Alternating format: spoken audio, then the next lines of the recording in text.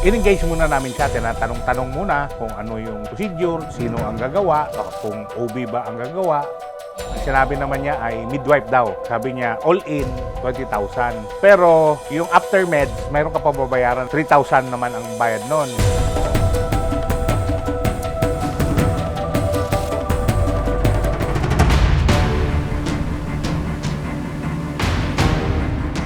Ano po yun, attorney? Ano po? Money down. Go.